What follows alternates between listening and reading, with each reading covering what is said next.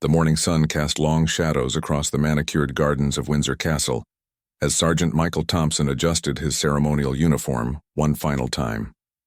After 15 years of dedicated service to the Royal Protection Unit, he had developed an almost mechanical routine. Check the perimeter, review security protocols, and maintain the invisible shield that protected the most famous family in Britain. But today felt different somehow, though he couldn't quite put his finger on why. Prince George, now 11 years old, had grown considerably since Michael first began his assignment to the young royal's security detail. The boy who once hid behind his mother's skirts now walked with the confident stride of someone aware of his future destiny. Yet beneath that royal composure, Michael had observed something troubling in recent weeks. The prince seemed distant, almost calculating in his interactions with staff members. The castle bustled with its usual morning activity as servants prepared for the day ahead. Michael positioned himself strategically near the main corridor where Prince George would soon appear for his breakfast. The young prince maintained a strict schedule, something that made Michael's job both easier and more predictable.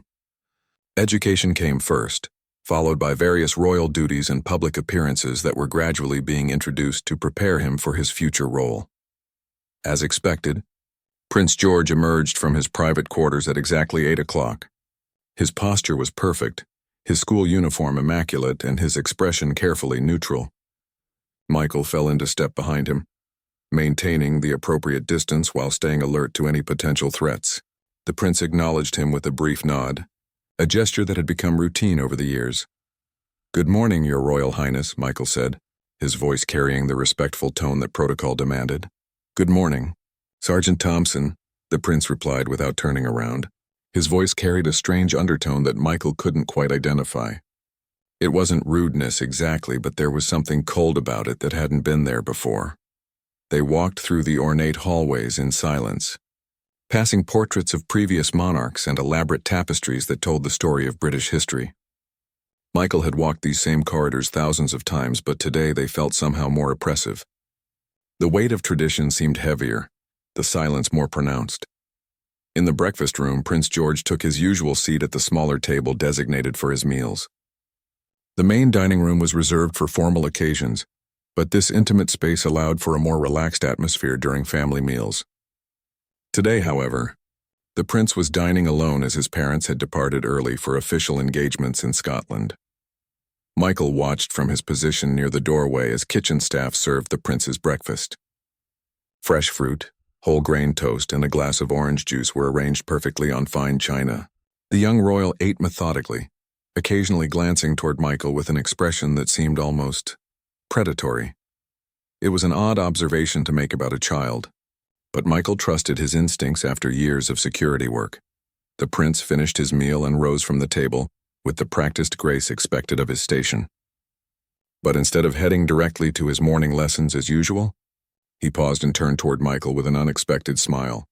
"Sergeant Thompson, I was wondering if you might have a moment to discuss something with me privately," Prince George said, his tone suddenly warm and friendly.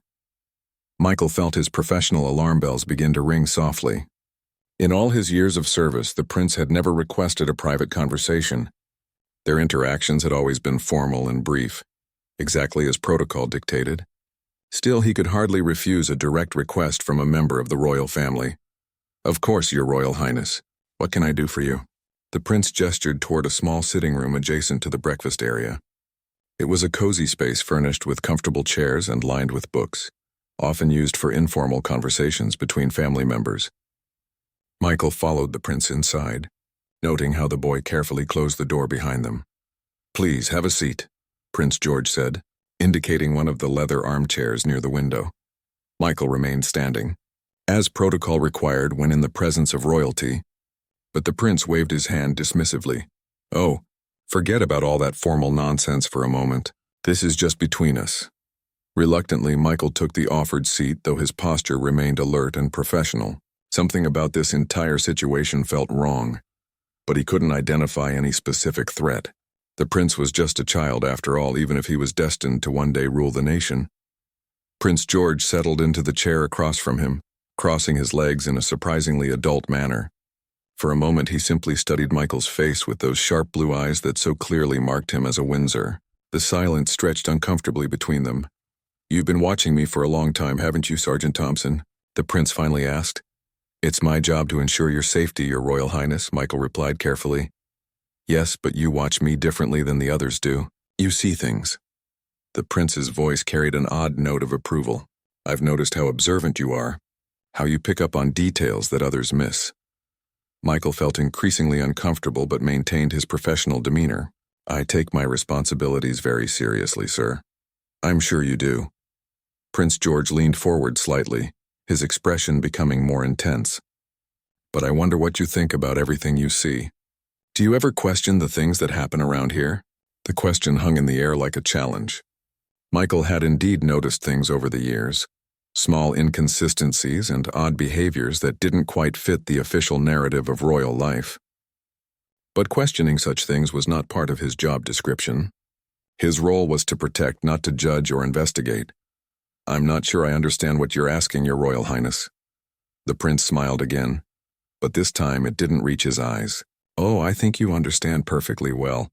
You're much too intelligent to play dumb with me, Sergeant Thompson." Michael felt a chill run down his spine. There was something deeply unsettling about having this conversation with a child who spoke like a calculating adult. Every instinct he had developed over his military and security career was screaming that something was very wrong with this situation. "Perhaps we should discuss whatever concerns you have with your parents when they return," Michael suggested, hoping to deflect the conversation. "My parents?" Prince George laughed, a sound that held no humor whatsoever. "They're exactly the problem I wanted to discuss with you." Michael's blood ran cold at the prince's words. In all his years of service, he had never heard any member of the royal family speak about their relatives in such a dismissive, almost contemptuous tone. The casual way Prince George referred to his parents as the problem sent warning signals through every fiber of Michael's professional being. "Your Royal Highness, I think perhaps you're upset about something. And we should wait until—" "I'm not upset," Prince George interrupted, his voice taking on a sharp edge. "I'm disappointed. Deeply disappointed in the people who are supposed to be preparing me for my future role." The 11-year-old stood up and walked to the window, gazing out at the expansive grounds where tourists gathered daily, hoping for a glimpse of the royal family. His posture was rigid, his hands clasped behind his back in a manner that seemed far too mature for his age. "Do you know what I learned last week during my private history lessons, Sergeant Thompson?" he asked without turning around. Michael remained seated, uncertain whether he should respond. This conversation had already gone far beyond the bounds of appropriate interaction between a protection officer and his charge. "I learned about King John and how he lost most of our French territories through his weakness and incompetence. I learned about Edward II, who was so ineffective that his own nobles had him murdered. I learned about the abdication crisis, when my great-great-uncle chose love over duty and nearly destroyed the monarchy." The prince turned back toward Michael, his young face wearing an expression of cold determination that belonged on someone decades older. History is full of weak rulers who failed their people and their crown. But it's also full of strong ones who understood that sometimes difficult decisions must be made for the greater good. Michael felt his mouth go dry. "Your Royal Highness, these are complex historical matters that I'm sure your tutors can explain better than—" "My tutors tell me what they think I want to hear," Prince George snapped. "They treat me like a child who needs to be protected from reality. But I understand reality far better than they imagine." The prince walked back to his chair but remained standing. Looming over Michael, despite his small stature, there was something predatory in his posture that made Michael's professional instincts scream warnings. "Last month I overheard a conversation between my parents.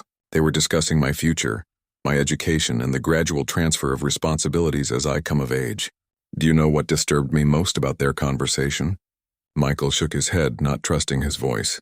"Their complete lack of vision. Their satisfaction with maintaining the status quo rather than strengthening our position. They spoke about me as if I were just another cog in an ancient machine, rather than someone who could reshape that machine for a new century." The words coming from the child's mouth were so sophisticated, so coldly calculated, that Michael began to wonder if he was dealing with something far more dangerous than a precocious royal. The prince's intelligence had always been evident, but this level of strategic thinking in someone so young was deeply unsettling. "I've been watching everyone around me very carefully," Prince George continued, learning who can be trusted, who might be useful, and who represents obstacles to necessary progress. Michael finally found his voice. Your Royal Highness, I think you should discuss these concerns with your parents. They love you and want what's best. Love? The prince's laugh was bitter and sharp. They love the idea of me. They love their perfect little prince who waves at crowds and poses for photographs. But they don't love the real me. They don't even know the real me. The temperature in the room seemed to drop several degrees. Michael had faced armed terrorists, investigated bomb threats, and dealt with countless security crises. But nothing had prepared him for this moment. He was looking at a child who spoke with the calculated coldness of a sociopath. You see, Sergeant Thompson, I've realized that the monarchy's greatest weakness has always been its reluctance to embrace necessary changes. My parents represent the old way of thinking. They believe in gradual reform, in maintaining popular approval, in working within existing systems. Prince George walked to a bookshelf and pulled down a leather-bound volume. Michael couldn't see the title, but the prince handled it with the familiarity of frequent reading. But history teaches us that real change, meaningful progress, requires bold action. Sometimes it requires removing obstacles that stand in the way of that progress. Michael's training kicked in, and he began calculating distances to the door, potential weapons in the room, and escape routes. He had never imagined that his greatest threat might come from the very person he was sworn to protect. I've been corresponding with several historians and political theorists through my private tutoring program, the prince said casually, as if discussing the weather. They've helped me understand that democratic systems are inherently inefficient. Too much time is wasted on debate, on compromise, on considering the opinions of people who lack the education and breeding necessary to make informed decisions. The book in the prince's hands was titled The Prince by Machiavelli. Michael recognized it from his own university studies years ago, but seeing it in the hands of an 11-year-old boy sent chills through his entire body. I've come to understand that a truly effective monarchy requires absolute authority, not the ceremonial role my parents seem content with, but real power to implement necessary changes without interference from politicians or public opinion. Michael stood up slowly, his hand instinctively moving toward his radio to call for backup. But Prince George noticed the movement immediately. I wouldn't do that if I were you, Sergeant Thompson. You haven't heard the most important part of our conversation yet. The prince's voice carried a note of command that was startling in its authority. Michael had heard that tone from senior military officers and government ministers, but never from a child. You see, I've been making certain preparations, learning about the people around me, understanding their weaknesses and motivations. I know which staff members are struggling financially. I know who has family members with serious medical conditions. I know who has secrets they desperately want to keep hidden. Michael felt sick to his stomach as he began to understand the implications of what he was hearing. Information is power, Sergeant Thompson, and I've been gathering a great deal of information about everyone in my parents' orbit, including you. The prince smiled that cold, calculating smile again, and Michael realized that his 15 years of loyal service might be about to come to an abrupt and terrifying end. Michael's blood turned to ice water in his veins as Prince George's words sank in. The casual way the child spoke about gathering information on people, about understanding their weaknesses, painted a picture that no parent would ever want to see in their 11-year-old son. What kind of information? Michael asked, his voice barely above a whisper. Prince George set the Machiavelli book down on a side table and walked back to the window. He seemed to be enjoying the moment, savoring Michael's obvious discomfort like a cat playing with a mouse before the kill. Well, let's start with something simple. Your daughter Emma is in her second year at Cambridge studying medicine. Brilliant girl according to her professors. Top 5% of her class. She has dreams of becoming a pediatric surgeon. Michael's heart began to race. His daughter was his pride and joy, and the fact that Prince George knew such specific details about her academic performance was terrifying. This wasn't information that would be readily available to a child, even a royal child. Medical school is expensive, isn't it? The prince continued conversationally. Even with your salary and the excellent benefits package that comes with royal service, it's quite a financial strain. I imagine you and your wife Sarah have had to make some difficult choices about your retirement savings. The mention of his wife's name made Michael's hands clench into fists. The prince was demonstrating that he had access to deeply personal information about Michael's family, information that should have been completely confidential. "How do you know these things?" Michael demanded. Prince George turned from the window with that same unsettling smile. "I told you I've been learning about everyone around me. It's remarkable what you can discover when you have access to the right resources and know how to ask the right questions." The prince walked to a small desk in the corner of the room and opened the top drawer. He pulled out a manila folder that was surprisingly thick for something belonging to a child. Computer systems are fascinating things, aren't they? Especially when you understand how to navigate them properly. Most adults underestimate what young people can accomplish with technology these days. Michael realized with growing horror that the prince had somehow gained access to confidential personnel files, financial records, and possibly even surveillance information. The implications were staggering. "But let's talk about something more interesting than your family's finances," Prince George said, opening the folder and scanning through several documents. "Let's talk about your military service in Afghanistan." Michael's entire body went rigid. His time in Afghanistan was something he rarely discussed, even with close friends and family. The missions he had been involved in were classified, and some of the decisions he had been forced to make still haunted his dreams. Operation Sandstorm, March 2008. You were part of a special reconnaissance unit that was gathering intelligence on a suspected Taliban weapons cache. But the intelligence was wrong, wasn't it? The prince's voice remained casual, almost conversational, but Michael could hear the steel underneath. This child knew details about military operations that should have been buried in classified files forever. The building you raided wasn't a weapons cache. It was a school. A girls' school that was operating in secret because the Taliban had banned female education in that region. Michael's legs felt weak, and he sank back into his chair without realizing it. The memory of that night still woke him up sometimes, covered in cold sweat and filled with regret. 23 little girls were in that building when your unit breached the doors. They were having evening classes because it was safer to meet after dark. The youngest was only 7 years old. The prince closed the folder and looked directly into Michael's eyes. "The official report says that your unit withdrew immediately upon realizing the error, that no harm came to any of the children, that it was just an unfortunate case of faulty intelligence." Michael's mouth was completely dry now. He couldn't speak even if he wanted to. "But that's not really what happened, is it, Sergeant Thompson? Because I have access to the unofficial reports, the ones that were buried so deep that even most government officials don't know they exist." Prince George walked closer, and Michael could see something inhuman in the child's eyes. It was as if he was looking at a predator wearing the mask of an innocent boy. 3 of those little girls were trampled in the panic when your unit burst through the doors. One of them, a 9-year-old named Fatima, suffered internal injuries that required emergency surgery. She spent 6 weeks in a hospital that barely had enough medical supplies to keep her alive. Michael closed his eyes, trying to block out the memories that he had spent years burying. But the prince's voice continued, relentless and cold.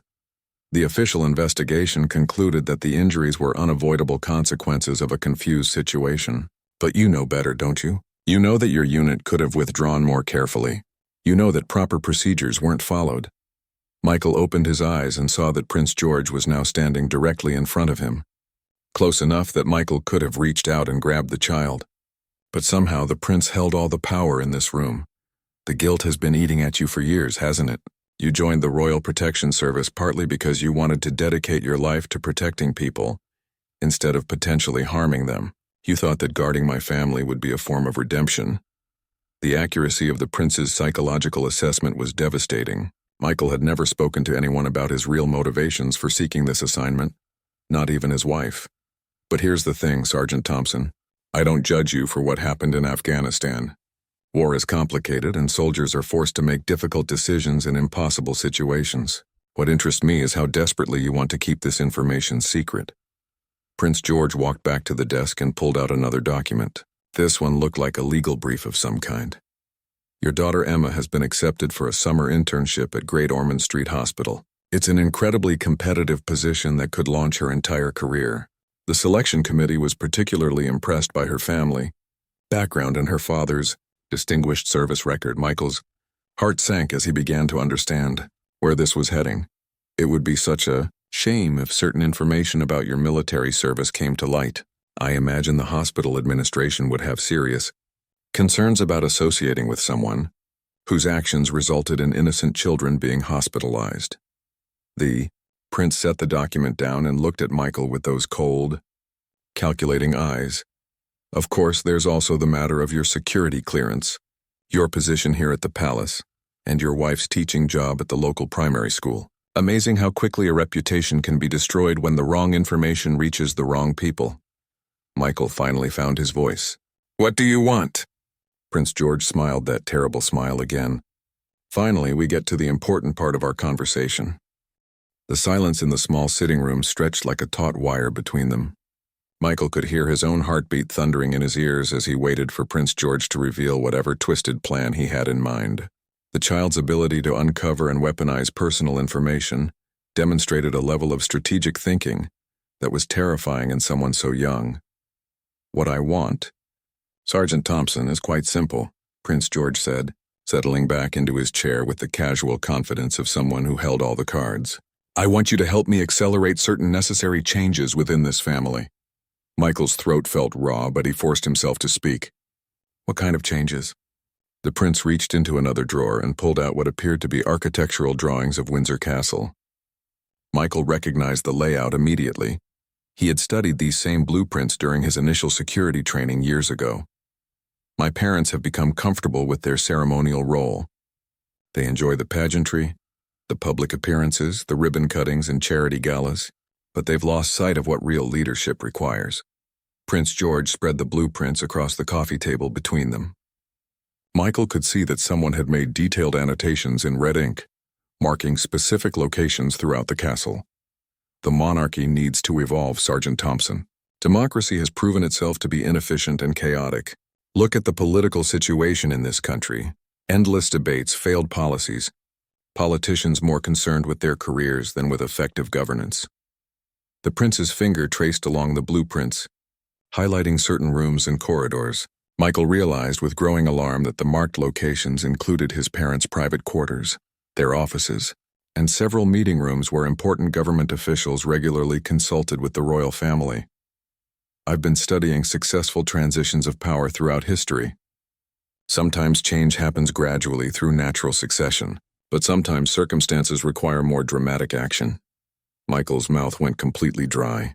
"Your Royal Highness, surely you're not suggesting—" "I'm not suggesting anything hasty," Prince George interrupted. "I'm simply planning for various contingencies. My parents are still relatively young, and under normal circumstances I wouldn't inherit the crown for many decades. But circumstances aren't always normal, are they?" The child's casual discussion of his parents' mortality sent chills through Michael's entire body. This wasn't the natural curiosity of a young person wondering about their future responsibilities. This was cold, calculated planning. "You see, I've been corresponding with certain political theorists who understand that effective leadership sometimes requires bypassing traditional democratic processes. There are several members of Parliament who share my vision for a stronger, more decisive form of government." Prince George pulled out another folder, this one containing what appeared to be letters bearing official government letterhead. Michael couldn't read the details from his position, but the very existence of such correspondence was alarming. The interesting thing about our constitutional monarchy is how quickly things could change if the right circumstances arose. A tragedy that left me as a young king under a regency council. Well, that council could be selected very carefully to ensure that the right decisions get made. Michael felt sick to his stomach. He was listening to an 11-year-old boy calmly discuss the potential deaths of his own parents, as if they were merely obstacles to be removed. Of course, any such tragedy would need to appear completely natural. Accidents happen after all. Car crashes, hunting mishaps, medical emergencies. There are so many ways that fate can intervene in human affairs. The prince's eyes met Michael's directly, and there was no warmth, no humanity in that gaze. It was like looking into the eyes of a predator. "This is where you come in, Sergeant Thompson. Your job is to protect my family, which means you have intimate knowledge of their schedules, their security protocols, their daily routines. You know exactly when they're most vulnerable." Michael's professional training warred with his growing horror. Every instinct screamed at him to arrest this child, to call for backup, to put an end to whatever nightmare he had stumbled into. But the prince held devastating information about his family, information that could destroy everything Michael had worked to build. "I'm not asking you to take any direct action," Prince George continued, as if reading Michael's thoughts. "I'm simply asking you to overlook certain security weaknesses when they arise, to be slightly less vigilant at crucial moments, to allow fate to take its course." The prince stood up and walked to a window that overlooked the main courtyard. Several other security officers were visible going about their daily routines, unaware that one of their colleagues was being recruited into a conspiracy against the very people they were sworn to protect. "Consider your daughter's future, Sergeant Thompson. Consider your wife's career. Consider the comfortable retirement you've been planning. All of that depends on maintaining your reputation and your security clearance." Michael's hands were shaking now. He had faced enemy fire in combat zones, but nothing had prepared him for this psychological warfare being conducted by a child who should have been worried about homework and football matches. "Of course, if you're uncomfortable with this arrangement, I completely understand. Family loyalty is admirable even when it's misguided, but I should mention that I've had similar conversations with several other key personnel."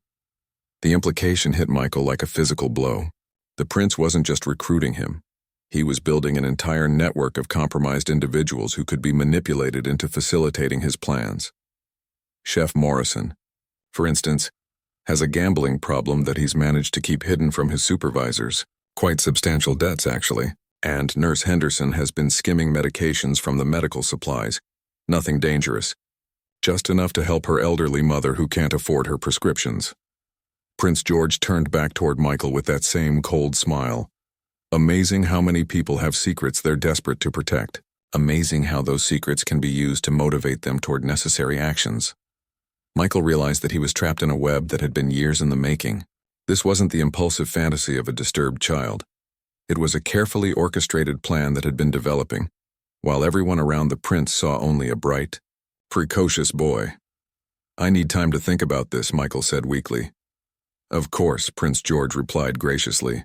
"Take all the time you need. But remember that circumstances have a way of developing their own momentum. It would be unfortunate if you found yourself on the wrong side of inevitable changes." The prince walked to the door and paused with his hand on the handle. "Oh, and Sergeant Thompson, I trust you understand the importance of keeping our conversation completely confidential. After all, who would believe such an extraordinary story? And even if they did, well, I imagine the consequences for your family would be quite severe." Prince George opened the door and stepped into the hallway, leaving Michael alone with the blueprints, the folders, and the terrible knowledge that he had just been recruited into a conspiracy against the crown. Michael sat frozen in the empty sitting room for what felt like hours, though his watch showed only 20 minutes had passed since Prince George's departure. The blueprints remained spread across the coffee table like evidence of a crime that hadn't yet been committed, their red annotations seeming to pulse with malevolent intent in the morning sunlight. His hands trembled as he gathered the documents, unsure whether he should leave them behind or take them as evidence. But evidence of what? Who could he possibly tell about this conversation? The idea of approaching his superiors with claims that 11-year-old Prince George was planning to orchestrate his parents' death seemed like a guaranteed path to unemployment and psychiatric evaluation. The weight of his security radio felt heavier than usual as he clipped it back to his belt. The device that normally represented his connection to a team of dedicated professionals now felt like a link to people who would never believe what he had just experienced. How could he explain that the child they were all sworn to protect had just revealed himself to be the greatest threat to the royal family? Michael's phone buzzed with a text message from his wife, Sarah. "Emma called this morning. She's so excited about the hospital internship. Said she couldn't have done it without having such a supportive father. Love you." The message hit him like a physical blow. His daughter's happiness and future were now weapons being held against him by a child who spoke like a calculating sociopath.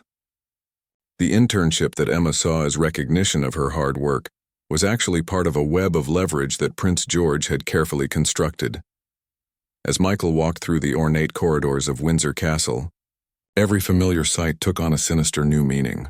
The portraits of previous monarchs seemed to watch him with accusing eyes, as if they knew he was now part of a conspiracy against their descendants.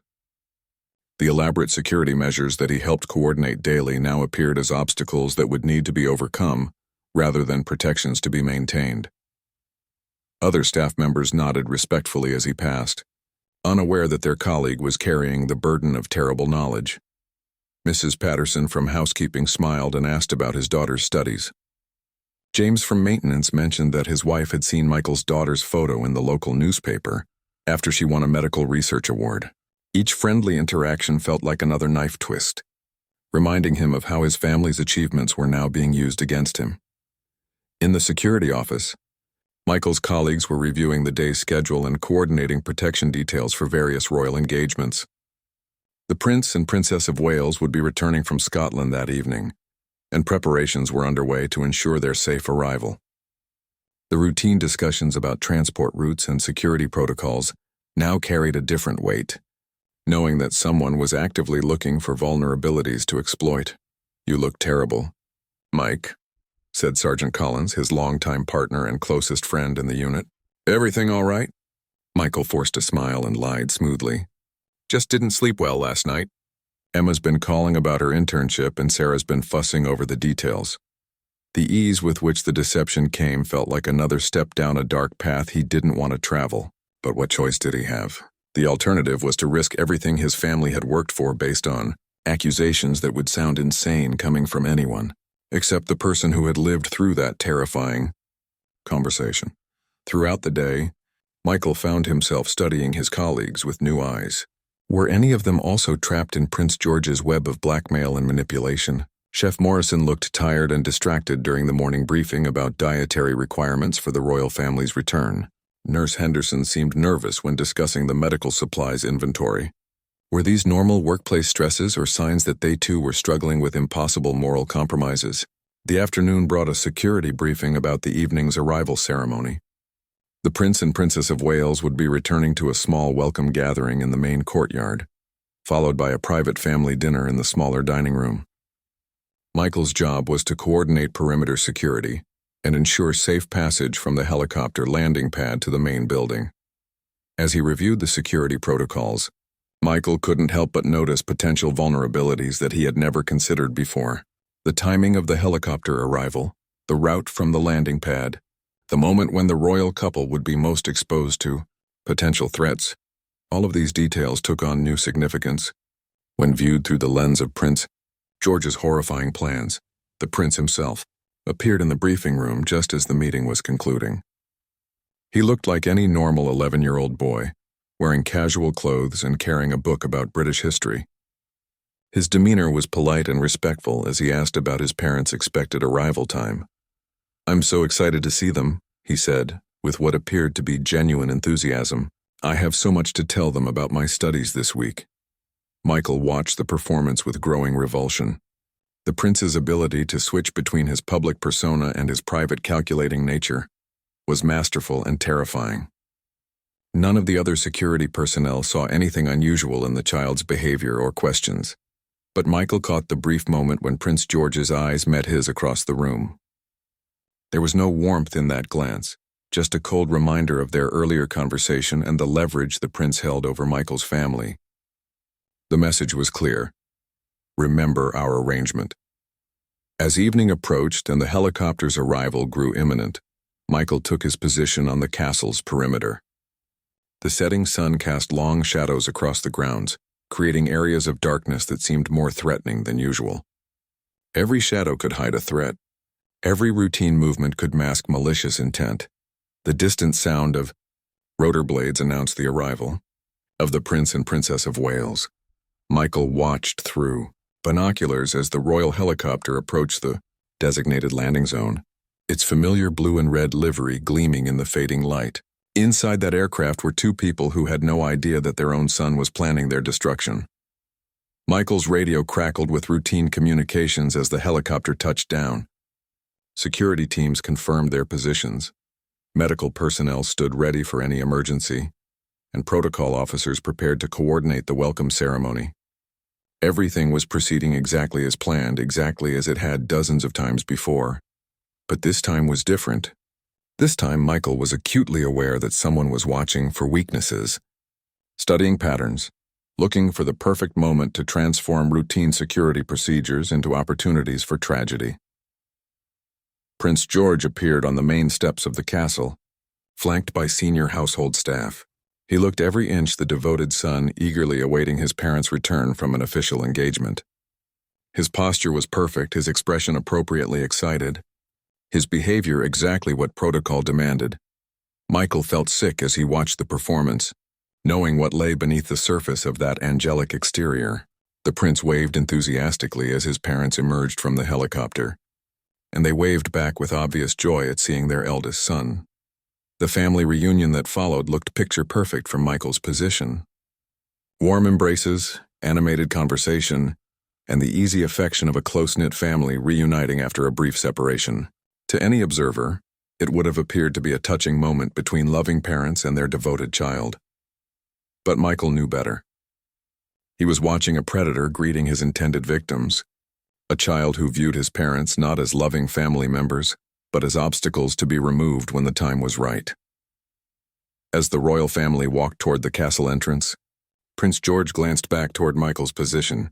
Even from a distance, Michael could see that cold, calculating smile that had no place on a child's face.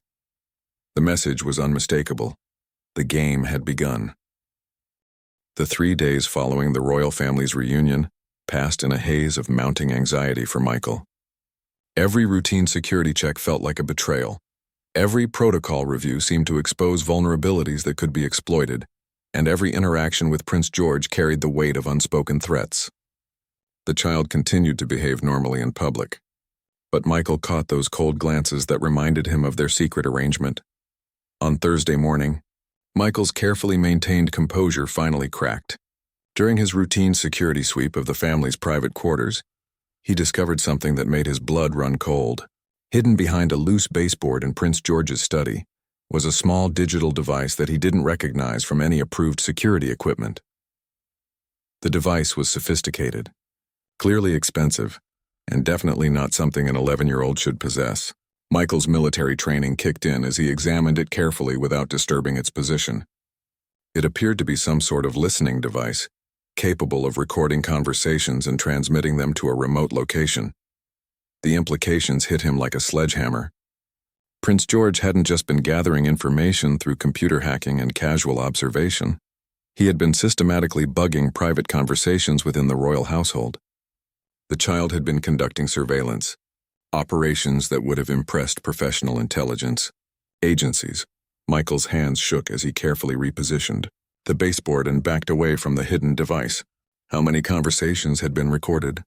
How many private moments between the Prince and Princess of Wales had been captured and analyzed for potential weaknesses?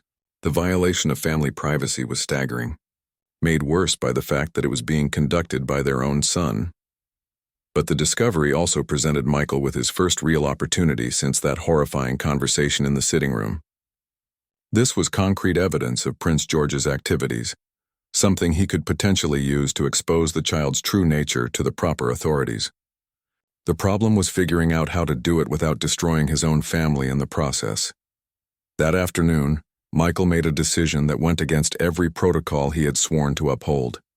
Instead of reporting the surveillance device through official channels, he decided to confront Prince George directly. It was a desperate gamble, but he couldn't see any other option that didn't result in his own destruction. He found the prince in the castle's library, apparently absorbed in reading a biography of Napoleon Bonaparte. The historical choice seemed ominously appropriate, given their previous conversations about strong leadership and necessary changes. "Your Royal Highness, I need to speak with you privately," Michael said, his voice carefully controlled. Prince George looked up from his book with that same unsettling smile. "Of course, Sergeant Thompson. I've been expecting you." The casual admission that he had anticipated this confrontation sent chills through Michael's body. The child seemed to be several moves ahead in a game that Michael was only beginning to understand. They walked to the same sitting room where their first conversation had taken place. This time, Michael didn't wait for an invitation to sit down. He was done playing by the prince's rules. "I found your listening device," Michael said bluntly. "Which one?" Prince George replied without missing a beat. "I've placed several throughout the castle over the past few months. They've provided quite valuable intelligence about various conversations and planning sessions." The casual admission that multiple surveillance devices had been planted was devastating. Michael realized that the violation of privacy was far more extensive than he had imagined. "This has to stop," Michael said, trying to keep his voice steady. "What you're doing is illegal. It's a violation of your family's privacy and trust." Prince George closed his book and set it aside, giving Michael his full attention. "Sergeant Thompson, I think you're confused about something important. Nothing I'm doing is going to stop. If anything, my activities are going to accelerate significantly in the coming weeks." The prince stood and walked to the window, gazing out at the grounds where tourists continued their daily pilgrimage, hoping to catch glimpses of the royal family. "You see, I've learned some very interesting things from those recorded conversations. My parents have been discussing plans to send me to a boarding school in Switzerland next year. They believe that a more international education would be beneficial for my development." Michael felt a flicker of hope. Perhaps the Prince and Princess of Wales had noticed something troubling about their son's behavior and were taking steps to address it. But Prince George's next words crushed that hope completely. "What they don't understand is that separating me from the center of power would be a fatal mistake. I can't implement necessary changes from a boarding school in another country, which means their plan represents a direct threat to my future responsibilities." The child turned back toward Michael, and there was something absolutely chilling in his expression. "I had been planning to wait several more years before taking decisive action, but circumstances have forced me to accelerate my timeline considerably. The arrangements I've been making will need to be implemented much sooner than originally anticipated." Michael's mouth went dry. "What arrangements?" "Well, let's just say that certain accidents have been planned in great detail. Car crashes can be so unpredictable, can't they? Especially when vehicle maintenance records show that brake systems have been developing problems over time." The prince walked to his desk and pulled out yet another folder. Michael was beginning to hate the sight of those manila folders that contained such devastating information. The royal garage keeps meticulous maintenance records for all family vehicles. It would be relatively simple for someone with appropriate access to ensure that brake fluid levels gradually decreased over several trips. By the time the problem became apparent, it would be too late to prevent a tragic accident. Michael felt physically ill. He was listening to a child calmly describe plans to murder his own parents through vehicle sabotage. Of course, such a plan would require cooperation from someone with access to the garage facility, someone whose job responsibilities might occasionally require inspecting vehicles for security purposes. The implication was clear, and Michael finally understood the full scope of what Prince George was demanding from him. "I won't do it," Michael said firmly. "I won't help you hurt your parents." Prince George sighed dramatically, as if dealing with a particularly stubborn child. "Sergeant Thompson, I really hoped you would be more reasonable about this. Let me show you something that might help clarify your thinking." The prince opened the folder and pulled out several photographs. Michael's heart stopped when he saw what they showed. The images were surveillance photos of his daughter Emma, walking across the Cambridge campus, sitting in lectures, and meeting with friends at local cafes. Someone had been following her, documenting her daily routines, learning her patterns and vulnerabilities. "Beautiful girl," Prince George said conversationally, so focused on her studies, so trusting of the world around her. It would be terrible if something happened to interfere with her education. Michael's hands clenched into fists. "If you touch my daughter—" "I won't touch anyone, Sergeant Thompson. I'm 11 years old. I don't have to touch anyone to ensure that things happen exactly as I need them to." The prince pulled out more photographs, these showing Sarah leaving her school, shopping at the local market, and gardening in their small backyard. "Your wife looks happy in these pictures, confident in her secure little world. I imagine she would be devastated to learn about certain events in Afghanistan that her husband never told her about." Michael realized that he was trapped more completely than he had ever imagined. Prince George hadn't just gathered leverage against him. He had systematically identified every person Michael cared about and turned them into weapons. "The brake fluid arrangement I described earlier will be implemented within the next 2 weeks, Prince George said matter-of-factly. "Your only choice is whether you want to be part of the solution or part of the problem." Michael looked at the photographs of his family scattered across the coffee table and felt something break inside his chest. 15 years of loyal service, a lifetime of moral principles, and his sworn oath to protect the royal family. All of it was being destroyed by a child who spoke of murder with the casual tone of someone discussing weekend plans. "I need more time to think," Michael said weakly. "You have until tomorrow morning," Prince George replied. "After that, I'll assume you've chosen to be an obstacle rather than an ally." The prince gathered up the photographs and documents, leaving Michael alone in the sitting room with the terrible knowledge that he was about to become either a murderer or a victim. Michael didn't sleep that night. He sat in his small apartment kitchen, staring at a cup of tea that had long since gone cold, wrestling with an impossible decision that would define the rest of his life. The photographs of his family that Prince George had shown him were burned into his memory, constant reminders of what he stood to lose no matter which choice he made. By 4 a.m, he had reached a decision that surprised him with its clarity. He couldn't participate in the murder of innocent people even to protect his own family. 15 years of military and security service had taught him that some lines could never be crossed, no matter the personal cost. But he also couldn't simply refuse Prince George's demands and hope for the best. The child had demonstrated a level of strategic thinking and resource access that made him genuinely dangerous. If Michael became an obstacle, there was no telling what revenge might be taken against his wife and daughter.